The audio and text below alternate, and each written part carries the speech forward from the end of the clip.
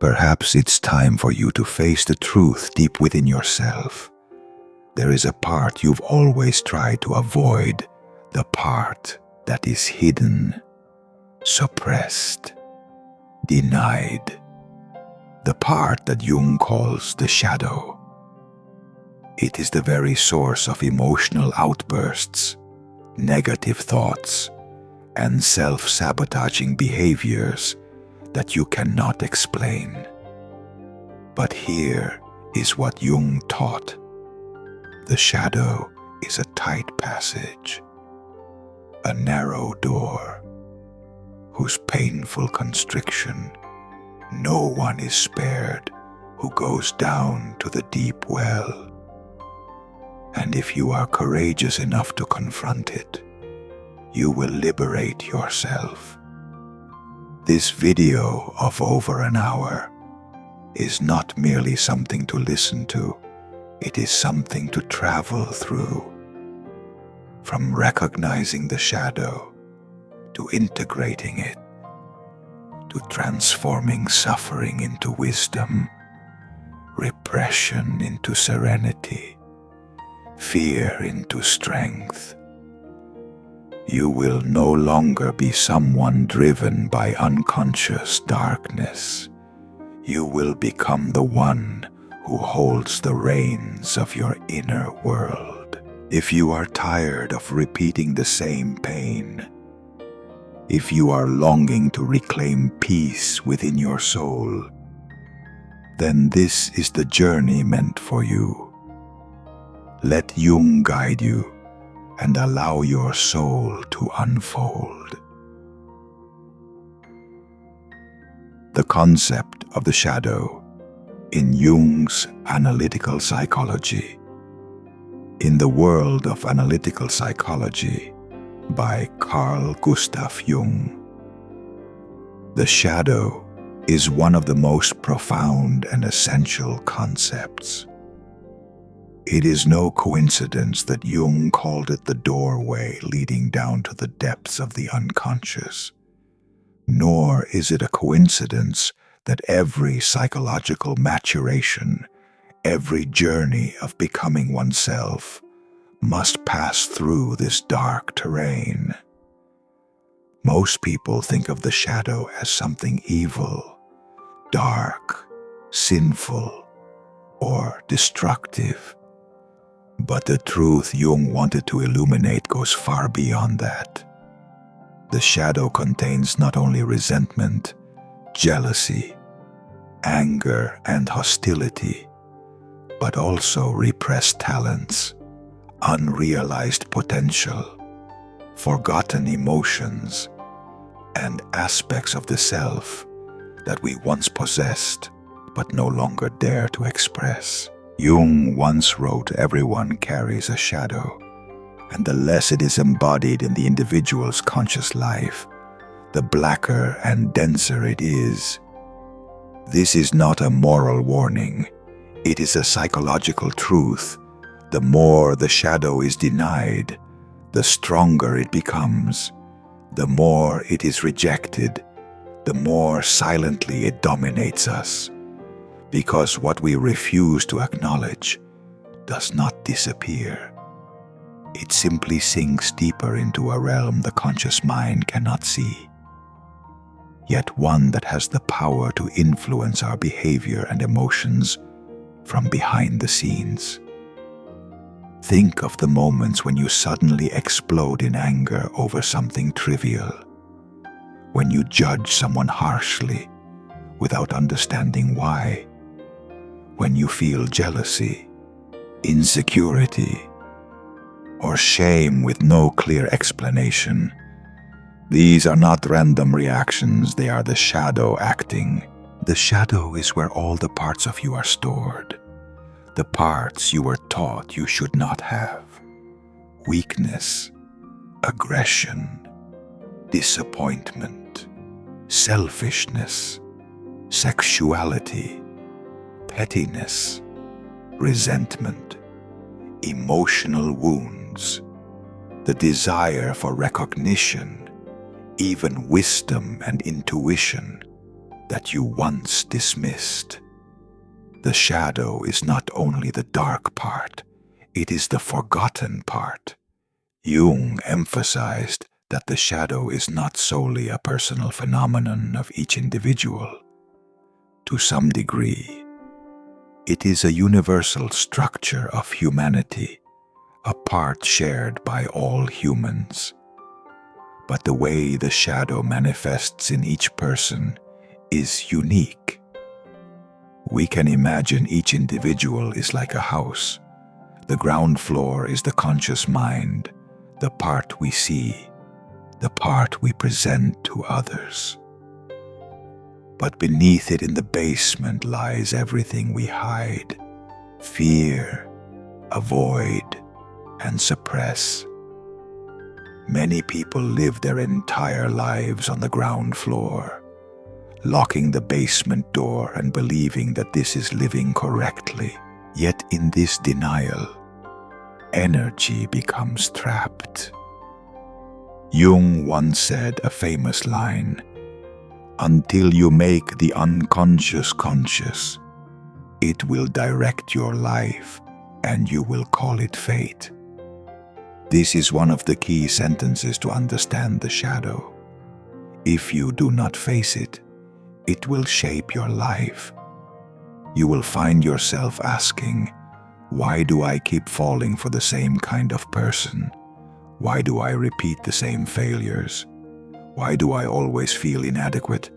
Why do I always feel inferior? Why do I fear living authentically?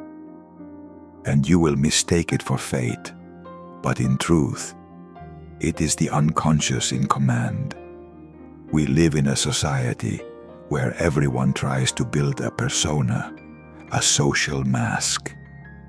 This mask is designed to appear presentable, strong, polite, intelligent, moral, confident, unshaken. Yet deep down, everyone vaguely senses that behind this mask, there is another part, a part less acceptable, less beautiful than what is expected. For example, someone who always seems morally upright may be concealing a desire for dominance, a strong sexual drive, or lingering guilt from the past.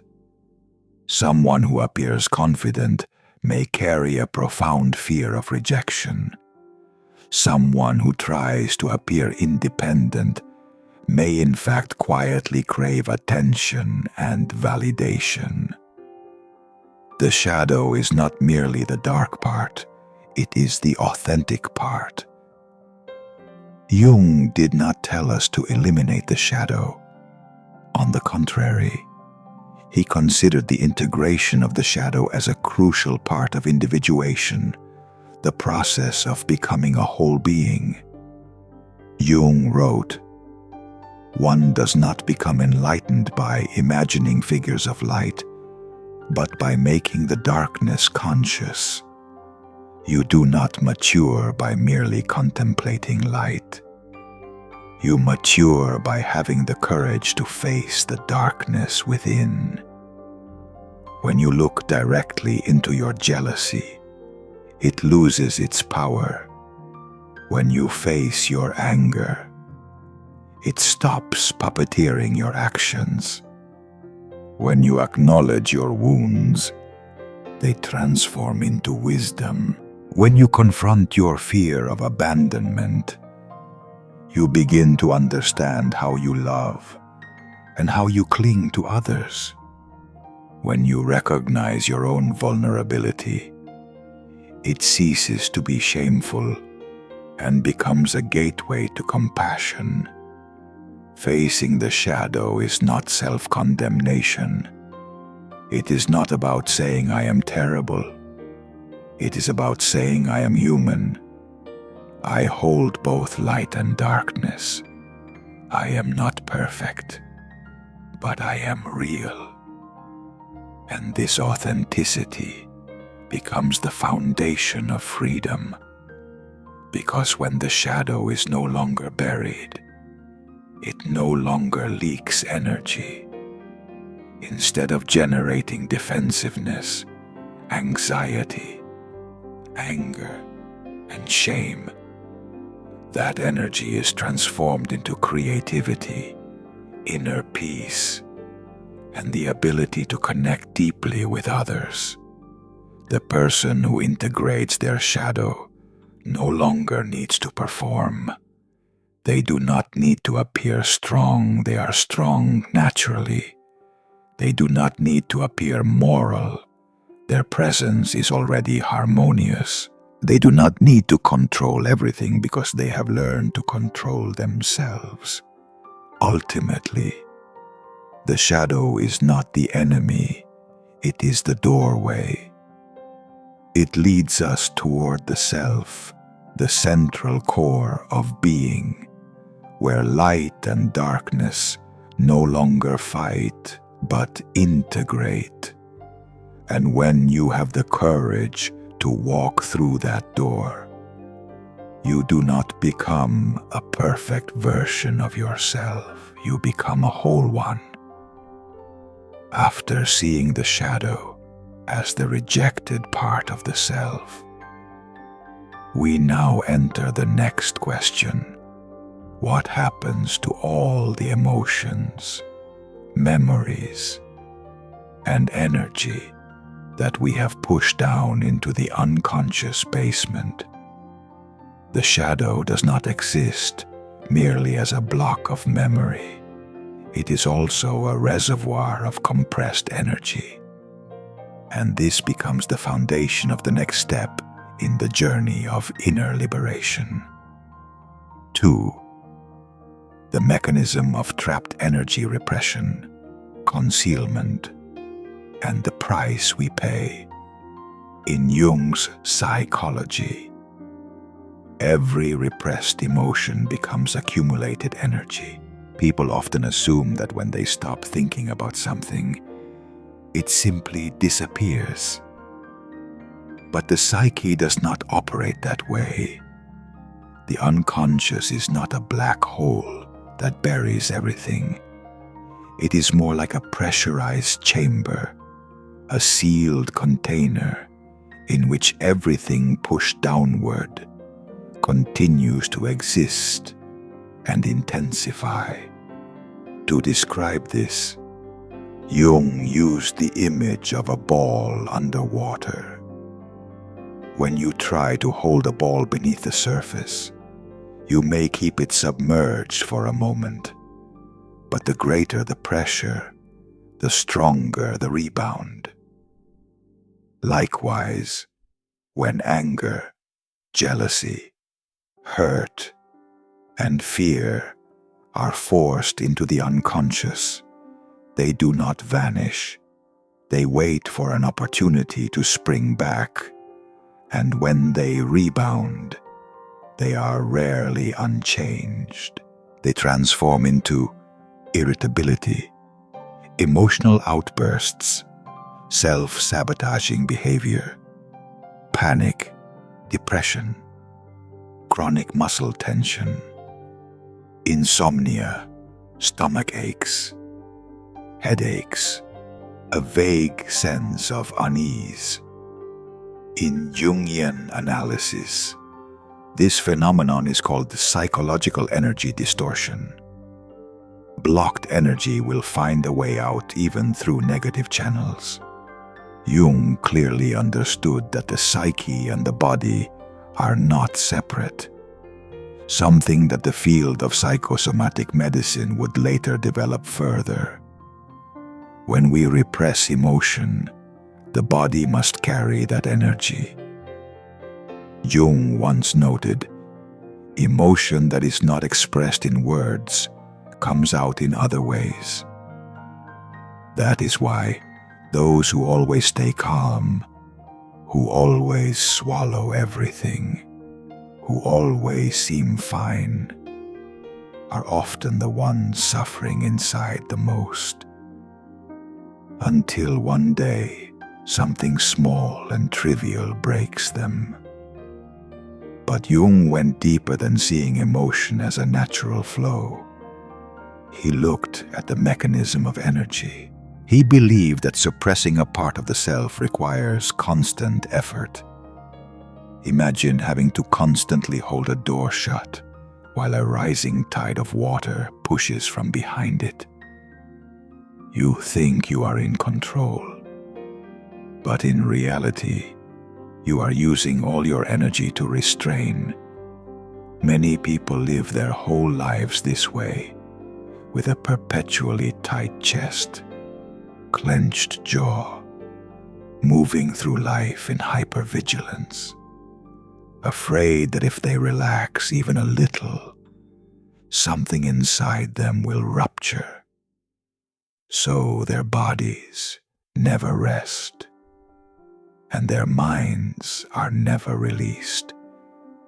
One of Jung's most well-known quotes, and especially relevant here, is, "Until you make the unconscious conscious, it will direct your life and you will call it fate.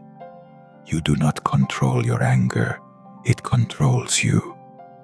You do not control your jealousy, it drives your actions.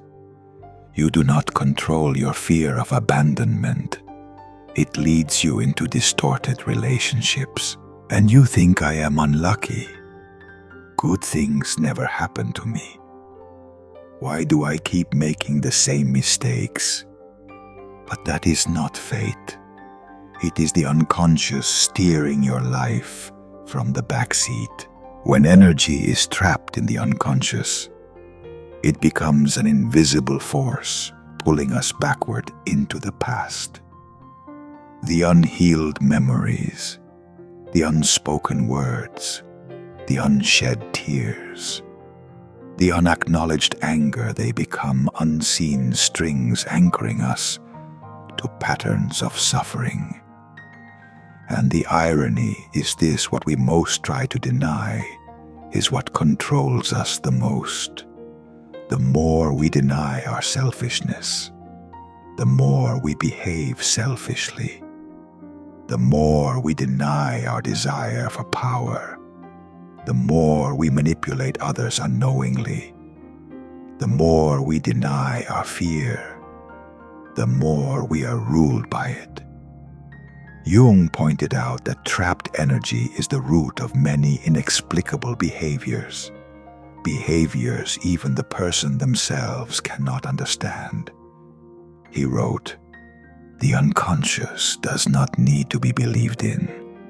It exists. You do not need to believe in the unconscious, it still functions.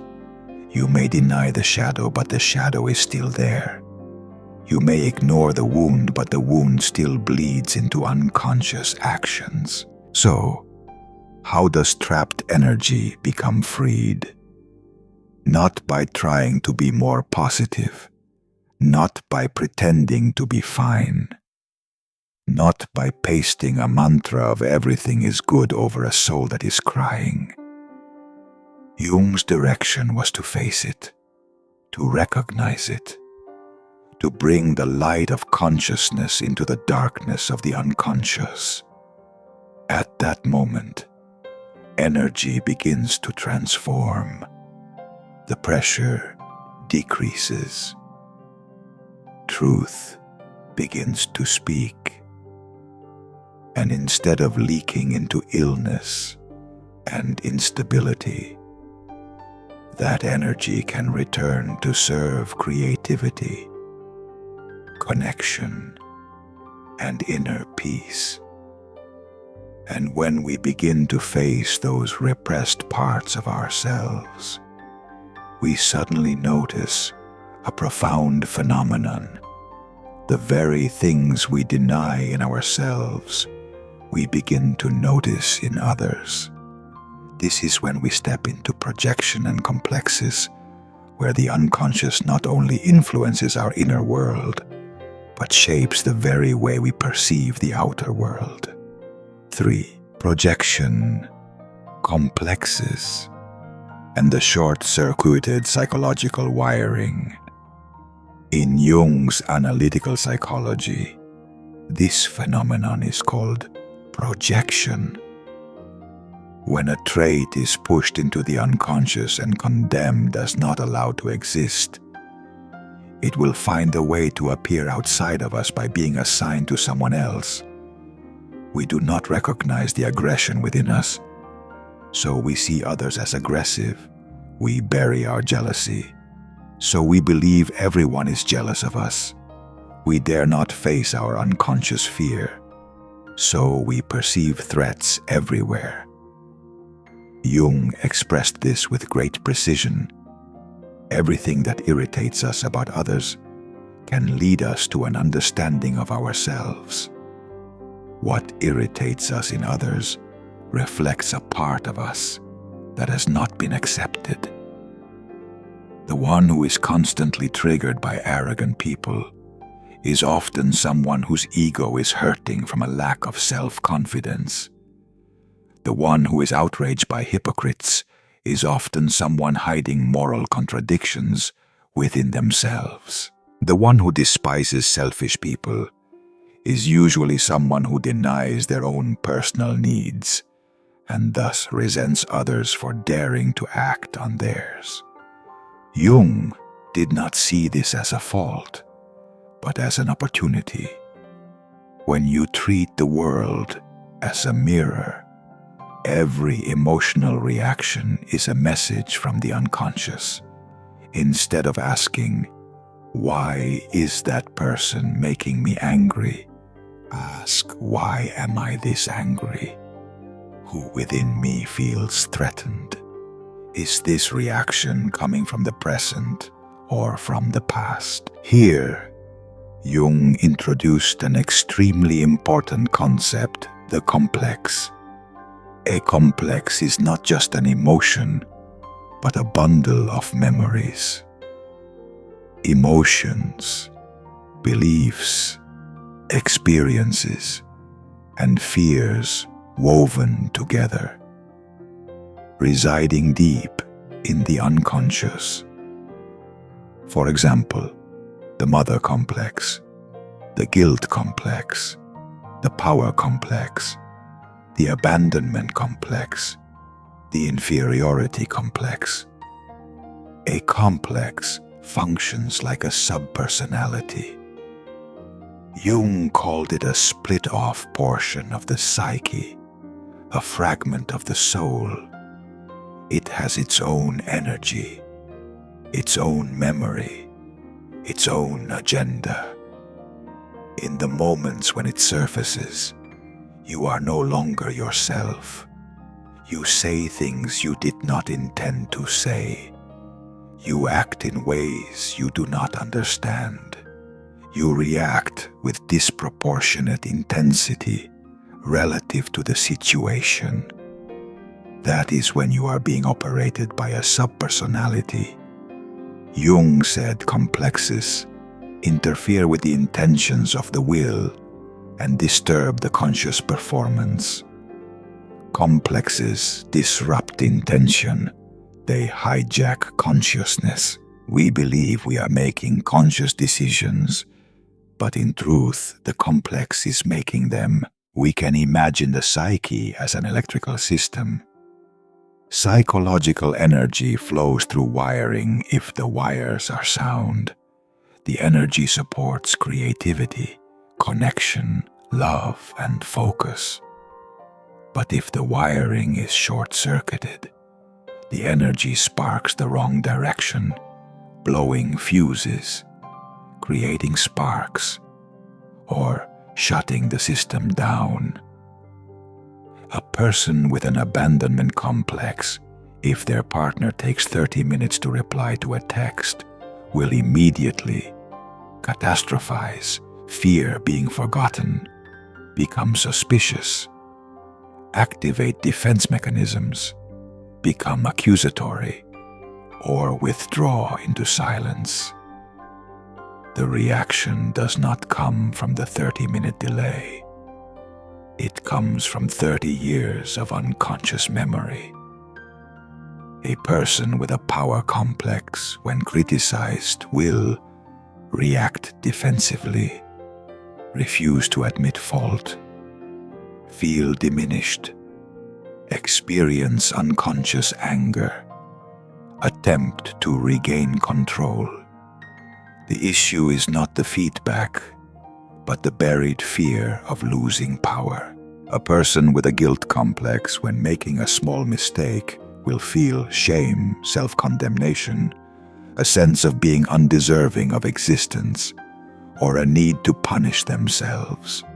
The complex pulls psychological energy backward into the past. It makes us replay the same script, the same kind of relationship, the same kind of wound, the same kind of failure, until we finally realize the issue is not the world, it is within. When we begin to see the mechanisms of projection and complexes, we discover a liberating truth. We are not hurt by others as much as we are hurt by the parts of ourselves that have not yet healed. At that moment, instead of asking, "Why are others hurting me?" we ask, "Why is this part of me hurting so much? What wound is speaking through this reaction?" And the miracle is this: when we gradually recognize our complexes, projection dissolves. We see others as they truly are, not as mirrors reflecting our shadow. We stop labeling, stop judging, stop overreacting, stop living in defensive mode. And the energy, instead of erratically arcing across the system, returns to clean circulation. We become clearer, softer, more self-possessed, no longer pulled by sub-personalities, no longer invaded by the past, no longer steered by hidden forces of the unconscious. And here lies the turning point in the journey of shadow liberation, from recognizing complexes and projection.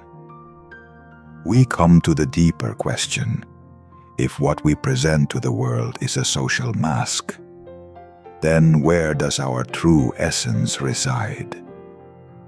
This is precisely the threshold that leads us into the next part. 4. From the persona to the journey of becoming whole. Individuation. In social life, each of us wears a mask. This mask is not deception. It is a necessary social structure. We use it to interact with the community, with work, with relationships. It is the acceptable version of ourselves. The strong woman must always appear never weak. The composed man must always appear never afraid. The virtuous person must always appear never angry. The kind person must always appear never selfish. We construct the persona like a protective shell. But the cost is this: everything that does not fit that shell is pushed into the dark. Jung defined it clearly. The persona is that which in reality one is not, but which oneself, as well as others, think one is. The persona is not the true self, but the image we and others believe we are. And when the persona becomes too dominant, we mistake it for who we are. We believe we are the mask. But there is a painful and liberating truth: we are not our mask. Imagine there are two voices within each of us. The voice of the persona: I must be strong, I must be kind, I must restrain myself, I must be rational, mature, composed. And the voice of the shadow, the repressed part: I am afraid of being abandoned, I want attention, I am angry, I like having control. I want to be loved. I want to be real. For many years, and for most people, the voice of the persona always wins. We exchange authenticity for acceptance. We exchange naturalness for appropriateness. We exchange our soul for a place in society. Jung did not urge us to destroy the persona. He did not say live wildly and ignore social norms. The persona has its function. But Jung warned us not to become trapped in it. The privilege of a lifetime is to become who you truly are. The greatest privilege of human life is not to be loved, not to be successful, not to be respected, but to become oneself. To do that, we must enter the journey Jung called individuation, the journey toward wholeness. This is the process of unifying the opposing parts of the psyche, the conscious plus the unconscious, the light plus the shadow, the noble plus the primitive, the rational plus the intuitive, the masculine plus the feminine. Jung defined individuation as individuation means becoming a single, homogeneous being, and insofar as individuality embraces our innermost, last, and incomparable uniqueness, becoming one's own self. Individuation is becoming a single, whole, undivided being, not a perfect person, but a real one. In this process, there is a crucial turning point, the courage to say yes. I have selfishness. Yes. I have weakness. Yes. I have desire. Yes. I have fear. Yes. I have anger. But these things do not make me bad. They make me human.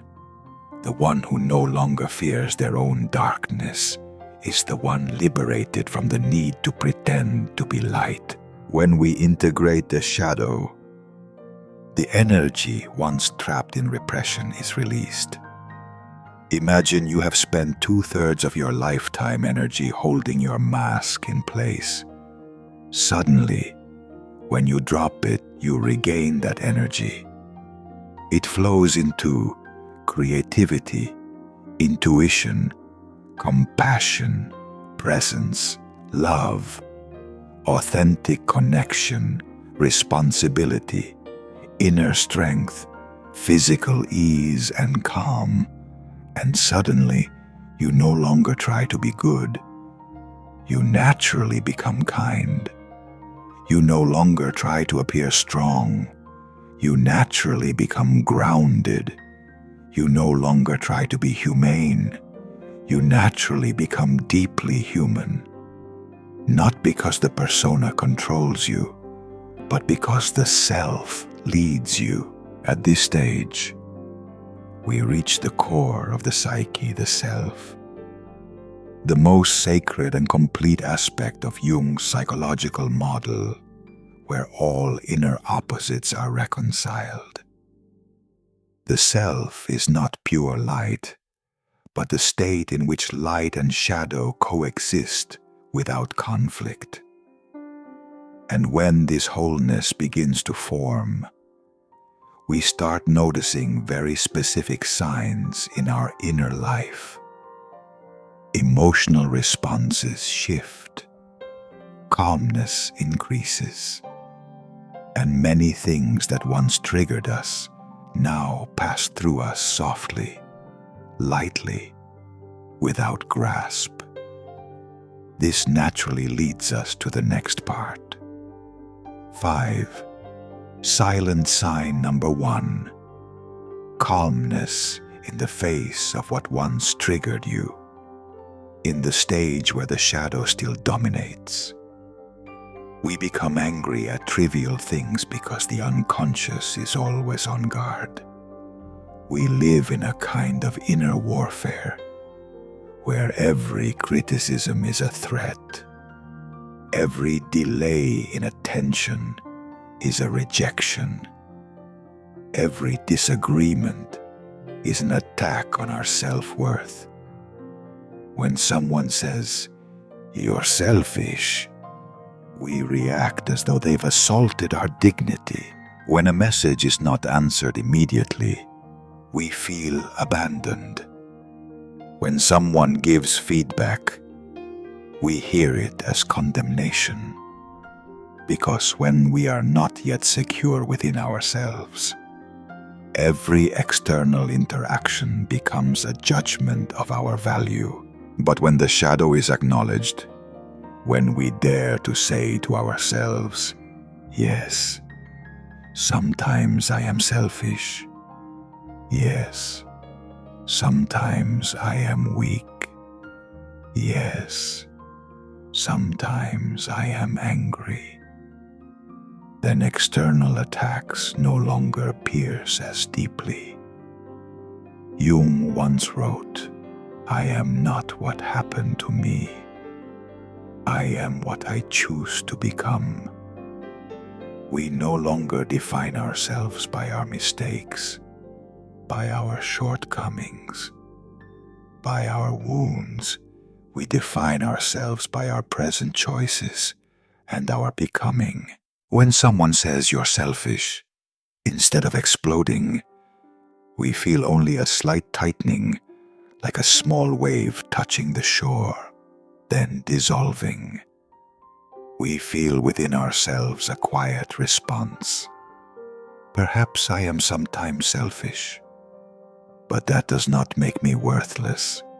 Someone who once was sharply triggered by criticism can now smile at a judgment because they no longer need to prove their value to the world. This calmness is not numbness, not emotional deadness, not feeling anything anymore. This calmness is the sign of an inner world that now has space for emotion. The inner space is no longer cramped and pressurized. It has expanded, like a room with many windows, filled with light. Emotions may pass through, but they do not get trapped. Jung once wrote, "The greatest and most important problems of life are all fundamentally insoluble. They can never be solved, but only outgrown." We do not solve our sensitivity. We grow beyond it. We mature past it. We expand the self to hold it. This calmness arises from inner alignment, where the self is no longer fragmented between persona and shadow. When we no longer have to fight to be seen as good, as right, as strong, then others lose the power to touch our wounds. This is a profoundly deep transformation from reacting to responding. Reaction is unconscious.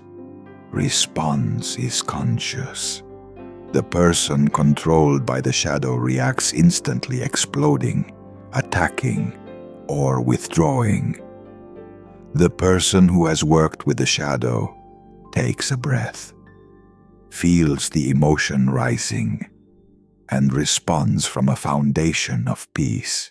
When a person no longer erupts over minor collisions, no longer panics at someone's silence, no longer feels insulted by a piece of feedback, no longer sees life as a constant threat, it does not mean the world has grown gentler. It means they have grown stronger. We begin to feel that instead of being swept into the emotional storm, we can stand inside the wave and breathe. And there is something more. When the inner world becomes peaceful, we begin to listen more. We hear criticism and realize there is a piece of truth to learn from. We hear someone's anger and see behind it lies fear and hurt. We hear harsh words, and instead of defending, we empathize with the pain that created them. This is a clear sign of psychological maturity, no longer allowing emotion to drive behavior. What Jung wanted to give us was not the ability to suppress emotion, but the ability to become the observer of emotion, like watching clouds pass across the sky. The clouds are real, but the sky is not changed by them. Emotion is real, but the deeper self is not shaken by it. And from this sign, this new calmness emerges a deeper one when the ego becomes less fragile. The need to control others, to control outcomes, to control the emotional atmosphere begins to dissolve. And that is precisely the point where the journey turns toward the next silent sign, when we no longer react violently to the outer world. The ego begins to grow in quiet confidence, and we enter the shift from reaction to response, where our relationships become less dramatic and more spacious for understanding. That is where the next part begins. 6. From reaction to response. A less fragile ego, less dramatic relationships. During the period when the shadow takes the wheel, any situation that causes hurt, even a small one, makes us react intensely. We either attack preemptively, withdraw as punishment through silence, or weaponize criticism to regain a sense of power. Human connection, instead of being a space of understanding and listening, becomes a miniature battlefield where each side fights not to find truth, but to defend the ego. When someone hurts us, the previous reaction was, I must protect myself.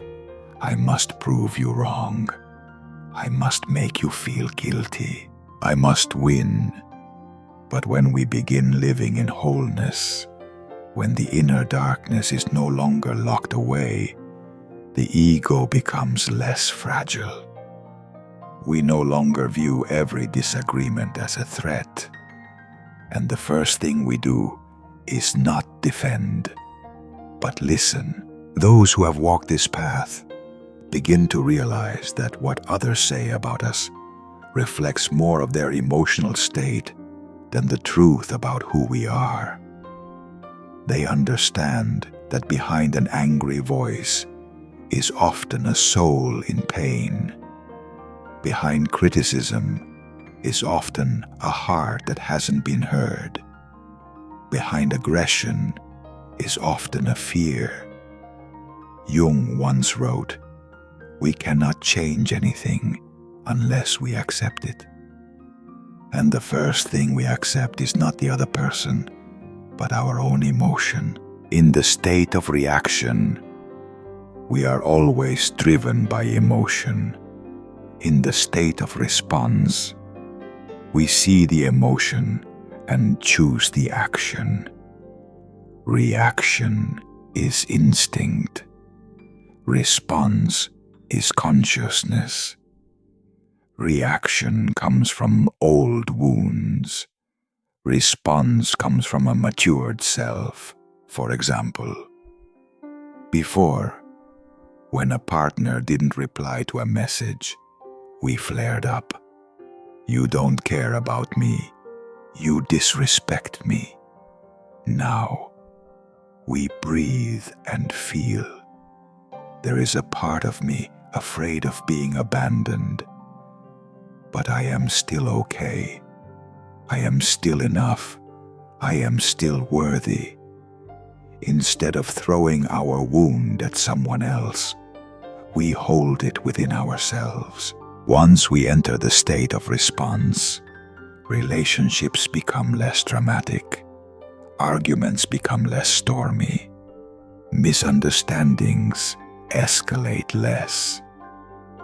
Silence is no longer frightening. No need to punish each other with silence. No more hunting for each other's faults. Instead of panicking in the quiet, we feel peace in it.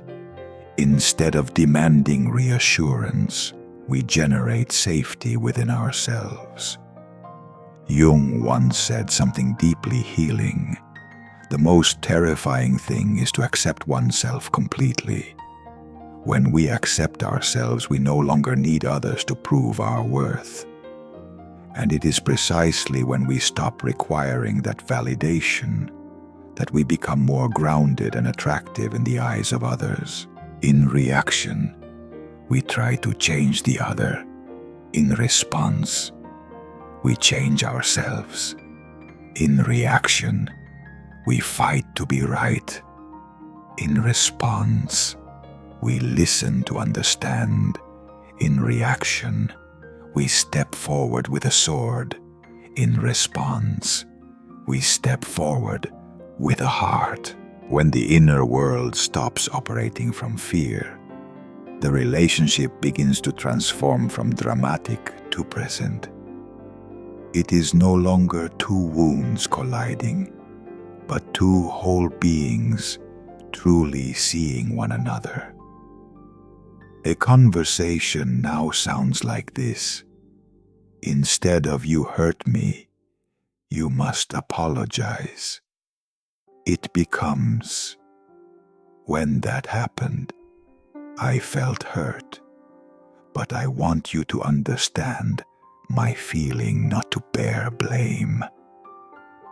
This is a shift in emotional intelligence.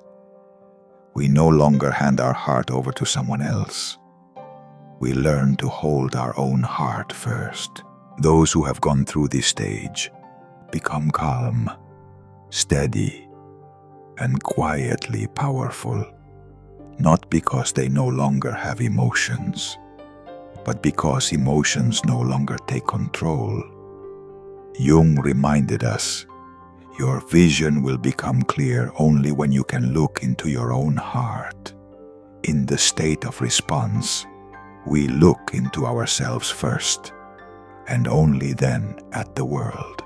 And when we live this way, relationships become less Cold War, less theatrical, less controlling, less attacking, less binding, less suspicious, and more space for love to breathe. No longer fighting against each other, but walking with each other. And from that steadiness, we begin to notice another shift.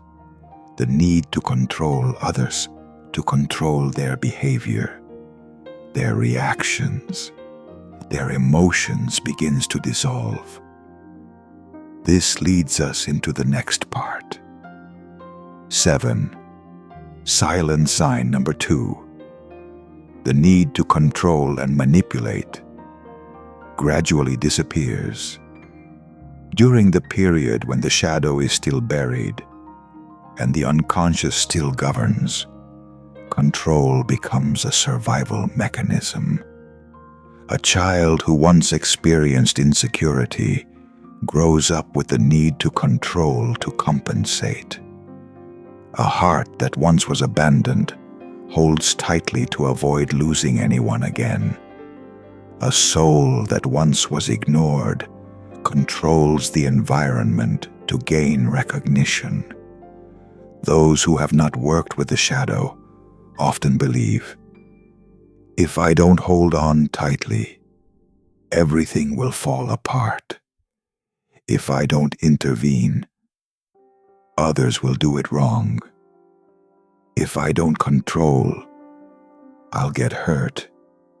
If I don't monitor, people will leave me. If I don't dominate, I'll be ignored. This is not a conscious choice. It is an unconscious reflex. Jung wrote, "Where wisdom reigns, there is no conflict between thinking and feeling." When inner wisdom begins to speak, thought and emotion no longer battle each other. When we are at peace with ourselves, we no longer need others to change in order to ease our anxiety. Those who have not integrated the shadow often try to control others' emotions. Don't be mad at me. Don't go distant. Others' behaviors. You must reply now. You must respond immediately. Others' emotional reactions. You cannot be sad. You cannot be upset. Schedules, time, distance, the outcome of the relationship, how others perceive them. But when we work with the shadow and face the fear within, we gradually become able to say, I am afraid of being abandoned, and I am willing to face that fear. I have a need to be loved, and that is normal. I have been hurt, and I acknowledge that.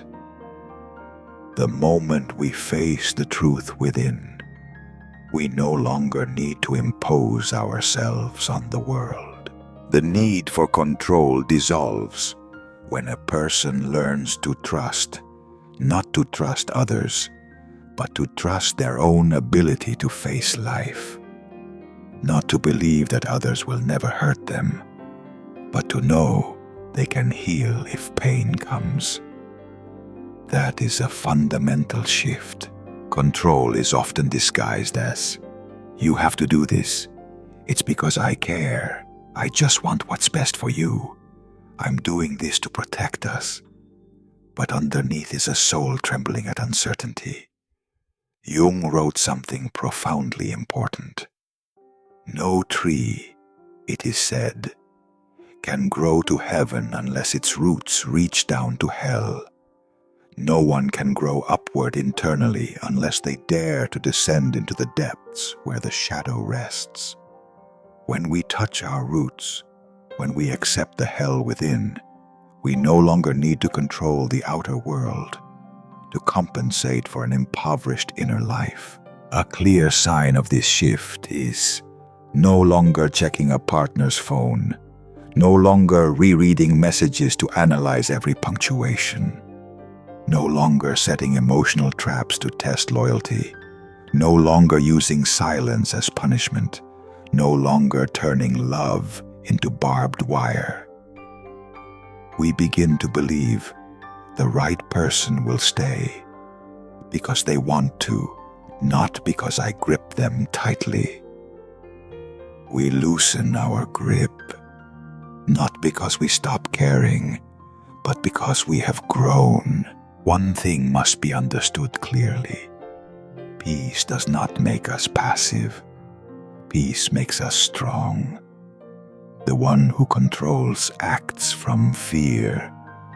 The one who releases acts from confidence. Fear says I must hold. Trust says I can handle whatever happens. When we release the need to control, a quiet miracle occurs. The relationship becomes more natural. The other person can breathe. The space between two people expands. Distance is no longer a threat, but a freedom. Love is no longer possession, but resonance. The energy once used for gripping and guarding is now returned to creativity, connection, and presence. Our attention no longer revolves around changing others, but around becoming a whole being ourselves. Jung said, "The privilege of a lifetime is to become who you truly are." When we become ourselves, we allow others to be themselves. When we are no longer afraid, we no longer need to control. When we no longer need anyone to complete us, we no longer use relationships to fill inner emptiness. And from this point, a deeper transformation emerges.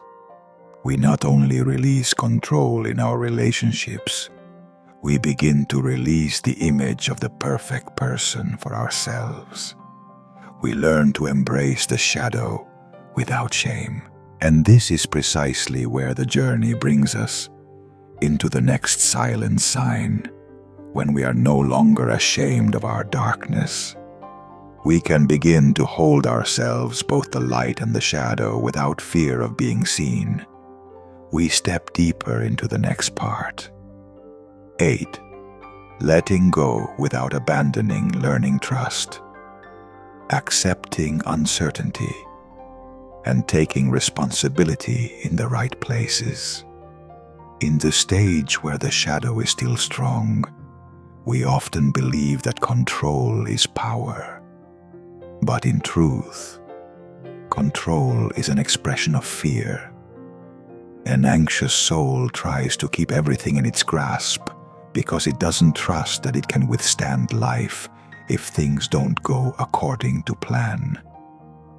When we are not yet stable within ourselves, we cling tightly to everything, to people, to outcomes, to answers, to reactions, to praise, to reassurance. Jung once wrote, "What you resist persists." The more we resist uncertainty, the bigger uncertainty becomes. The more we avoid fear, the deeper fear penetrates. The tighter we hold, the easier it is to lose. Those who have worked with the shadow begin to recognize something essential. There are things within our control and things outside of it. Within our control are our attitude, how we face our emotions, our actions, our boundaries, the quality of our presence. Outside our control are others' reactions, others' choices, the thoughts inside their heads, future outcomes, the movement of life. A deep liberation occurs when we begin to see the boundary between these two realms. We no longer check a lover's phone, not because we don't care, but because we believe that true love does not need to be controlled. We no longer micromanage employees, not because we are lazy, but because we trust in their capability and responsibility. We no longer manipulate through silence, sulking, or guilt, not because we have become soft, but because we have matured beyond using emotion as a tool of control. Jung emphasized, freedom is the privilege of the will. When our will is awake, we step into real freedom. Freedom is not needing no one. Freedom is needing to control no one. Freedom is not, I don't care anymore. Freedom is, I know what belongs to me and what does not. An internally mature person is not someone who abandons life, but someone who trusts life.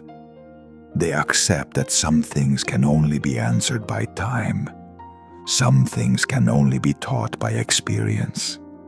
Some truths must be revealed by life, not the ego. When this trust grows, we begin to enter a state that many spiritual traditions call surrendering to life. Not surrendering in defeat, but surrendering in wisdom. Not surrendering from exhaustion, but surrendering with the understanding that life knows what we do not know. The person who hasn't integrated the shadow asks, "How can I be sure everything will be okay?" The person who has integrated the shadow says, "Even if things are not okay, I will still be okay." This is a profound reversal of perception. When the ego becomes less afraid, we no longer seek safety through control.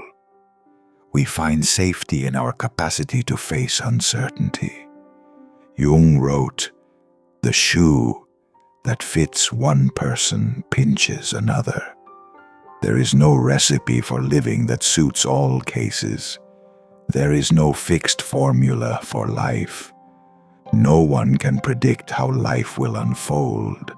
No one can grasp everything with their hands. And when we accept that, we relax, we soften, we open, we walk with life instead of dragging it toward us. Letting go without abandoning means we still participate, we still love, we still care, we still do our part. But we do not possess, we do not force, we do not suffocate, we do not control, we do not turn love into a prison. We do not turn responsibility into chains. We do not turn caring into surveillance. The energy once spent gripping, holding, clinging is now redirected into creativity, presence, connection, listening, sensing, reflection, authentic living. And the miracle is when we let go, what truly belongs to us remains. What does not will leave, and we no longer need to fight that. And from this trusting surrender, a deeper emotional transformation begins. Shame, the force that once bound the shadow, gradually dissolves. We begin to embrace the dark parts of ourselves without treating them as sin or stain. And we will continue into the next part. 9. Silent sign 3. Embracing the shadow without feeling shame about it. Shame is the prison of the soul. It whispers, "I am not good enough. I must not be weak. I must not feel jealousy or anger. I must not have desire. I must not have those darker thoughts." Shame forces us to construct a persona, a performance self, to cover up what we consider unacceptable.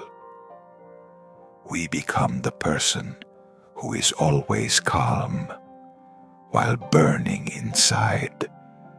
We become the person who is always selfless while harboring inner selfishness.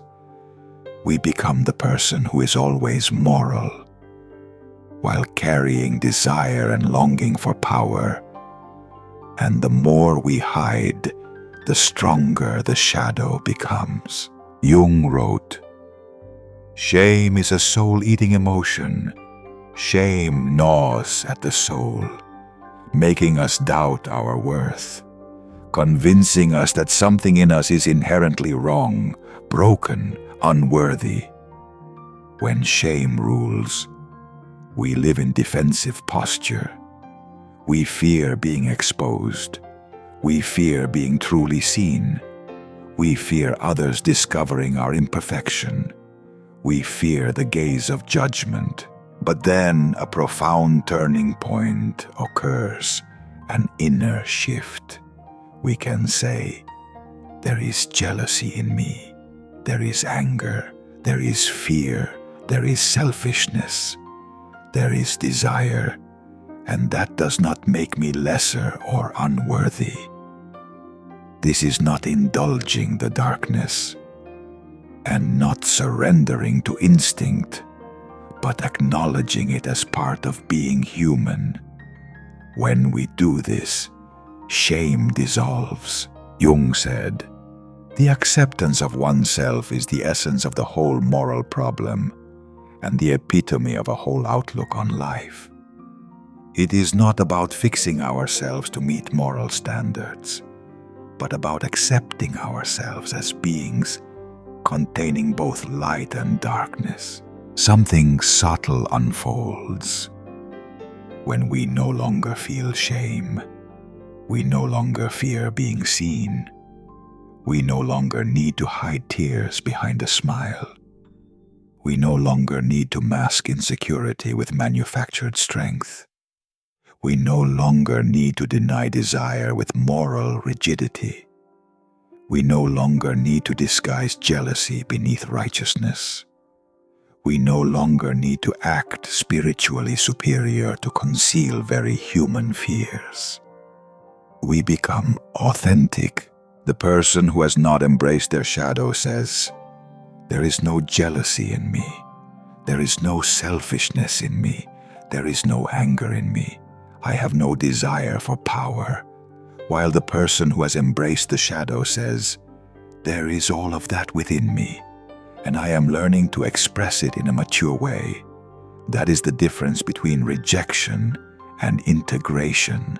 Once acknowledged, the shadow ceases to be the demon in the dungeon and becomes a companion in the human journey. It no longer pushes us into unconscious behavior, but becomes a source of life energy. Jung emphasized, one does not become enlightened by imagining figures of light, but by making the darkness conscious. We do not become radiant by trying to always be good, but by daring to face the darkness and naming it with compassion. When shame dissolves, we can speak to others and say, "I feel jealousy right now. I am feeling fear. I feel insecure. I have a need to be loved and seen." Not to ask others to repair us, but to understand ourselves. Not to demand pity, but to invite honesty into the relationship. In this state, the inner energy shifts. No more contraction, no more shrinking, no more defensive tightening. Instead, there is expansion, soft, warm, steady, humane. Shame was once the fog hiding our true being. When it clears, we become visible, not glaring, but warmly luminous, not blinding, but gentle, not dazzling, but real. And the dissolving of shame opens a doorway to self-compassion, where the inner voice of judgment begins to quiet, making space for tenderness toward oneself and authenticity with others. This is when we enter a deeper dimension of connection and healing in relationships, which leads us into the next part. 10. Self-compassion and authenticity. Opening the door to true intimacy. For many years, we were accustomed to an inner voice of harsh judgment. You are not good enough. You failed. You are weak, and that is shameful. You do not deserve love. This is the voice of a mind once governed by shame, a mind that believes that to be loved, one must be flawless, that to belong, one must carry no cracks. And then, something miraculous happens. One day, we hear another voice arise. You are only human. A simple sentence, yet it shakes the architecture of the ego. Jung once wrote, "The most terrifying thing is to accept oneself completely. Indeed, the most frightening thing is not to be seen by others, but to truly see oneself and still treat oneself with kindness." Self-compassion is not indulgence. It is not blaming circumstances. It is not rationalizing mistakes. It is the ability to say to oneself, "I was wrong. I acted childishly. I was jealous. I was insecure. I was hurt. But none of that erases my dignity." From here, the way we narrate our life begins to change. We stop constructing a psychological resume of highlights of achievements, victories, successes, of polished moments. We begin speaking of failures, moments of jealousy, times of insecurity, quiet wounds, not to complain, but to live truthfully. The performance of the one who is always strong falls away. The performance of the one who never feels jealousy falls away. The performance of the one who is always fine falls away, revealing a human being rough, real, but whole in relationships. We can say, "I feel insecure right now. I am afraid of being abandoned. I am jealous of you. I feel hurt." And something unbelievable happens. We do not collapse when we say it. We do not self-destruct by admitting our weakness. We even feel lighter when we no longer hide. We no longer waste energy maintaining the wall. That energy is released into life. Jung said, "Only that which is truly ourselves has the power to heal us. Only what we acknowledge can become material for healing. What we deny continues to wound us. What we face gradually integrates into wisdom. True intimacy is not born from perfection, but from nakedness, not from two people performing for each other, but from two people shedding their masks and standing together as full human beings. Others dare to trust us when we dare to be genuine. Others open their hearts when we open ours. Others stop fearing us when we stop fearing ourselves. Something interesting happens. Relationships filled with drama begin to dissolve. The battles of defense and attack fade. The silent punishments end. Because we no longer need to win. We simply need to be seen. And we also see the other as a soul struggling, stumbling, learning, just like us. When we look at ourselves with compassion, we look at others with mercy. The inner voice that was once a tyrant becomes a companion. From "you are worthless" to "you are trying," and that is admirable. From "how pathetic" to "you are wounded," and that is human. This is not hollow positivity, but deep psychological understanding. Authenticity becomes the new form of attractiveness. Not the perfect exterior, not impeccable words, not proper behavior, but the absence of hiding.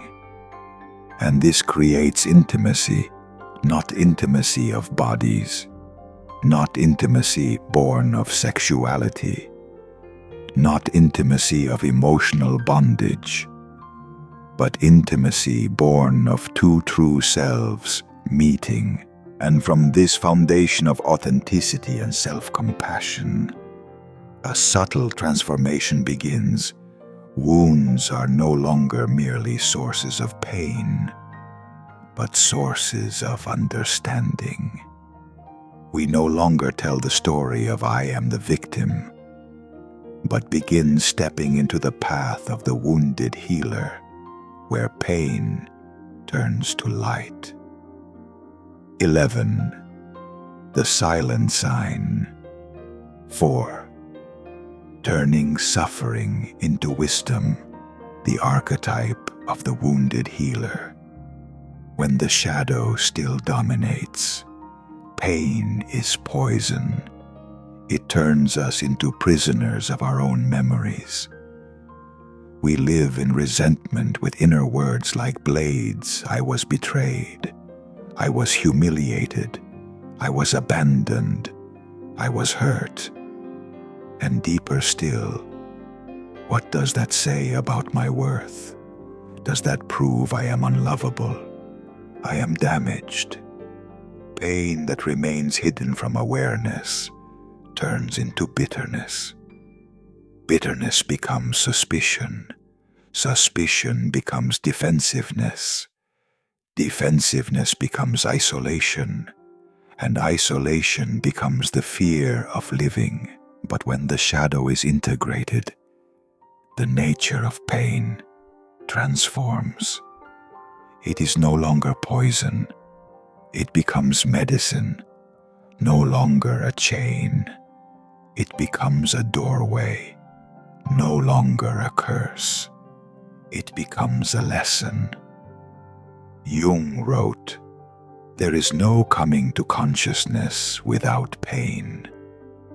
The deepest wounds are the ones that open the deepest dimensions of awareness. The archetype of the wounded healer is an ancient symbol present in many traditions, and Jung brought it beautifully into psychology. The one who was deeply wounded becomes the one who understands deeply. The one who has suffered becomes the one who can listen to the suffering of others. The one who has fallen becomes the one who understands that falling is not the end. They do not say, "I have never been hurt." They say, "I have been hurt, and I understand your pain." Here lies the difference. The victim asks the world to heal them. The wounded healer learns to heal themselves and helps others do the same. They can speak of their past not with self-pity, but with clarity. I was wounded, but that does not define me. It educated me. Jung wrote, "The greatest and most important problems of life are all fundamentally insoluble. They can never be solved, only outgrown. There are pains that cannot be fixed, only outgrown. Outgrown through awareness, through acceptance, through transformation, through lifting them into consciousness and integrating them into the self." The wounded healer does not deny the past. They place the past exactly where it belongs, not in front as a guide, not above as a tyrant, but behind as a teacher. Pain becomes strength. Pain becomes intuition. Pain becomes compass. Pain becomes wisdom. A notable shift occurs within. We no longer ask, "Why did this happen to me?" but begin to ask, "What did I learn from it?" This is the shift from passive to active, from victim to learner, from sufferer to meaning maker. In relationships, those who have been deeply hurt often develop the ability to listen without judgment, understand without imposing, support without possessing, be present without invading, because they know what judgment feels like. They know what being unseen feels like. They know what it feels like to be looked through rather than seen. Their wound becomes a bridge to the hearts of others. Sometimes that inner maturity makes them a refuge for other souls, not because they are perfect, but because they are real. Not because they have answers, but because they know how to ask the right questions. Not because they stand above others, but because they have been at the bottom. Pain that has been integrated no longer drains energy, it amplifies it. It becomes fuel for compassion. It becomes the lifeblood of creativity. It becomes the quiet current of maturity. And when a person transforms the wound into light, when their pain has become their wisdom, they begin to radiate a soft, warm field of presence. Not because they are perfect, but because they have made peace with their own shadow, and they are now ready to step into the final sign. 12. The silent sign. 5. A gentle, warm, effortless field of energy radiance from within. This is the final silent sign. A gentle, warm, naturally expanding field of energy, a radiance from within. When the shadow no longer consumes energy through repression, concealment, or defense, a person becomes lighter, not only in thought, but in presence. They no longer enter a room as someone who must prove something. They no longer need to impress. They no longer need to display fake positivity to be liked. They simply are, and that being is enough.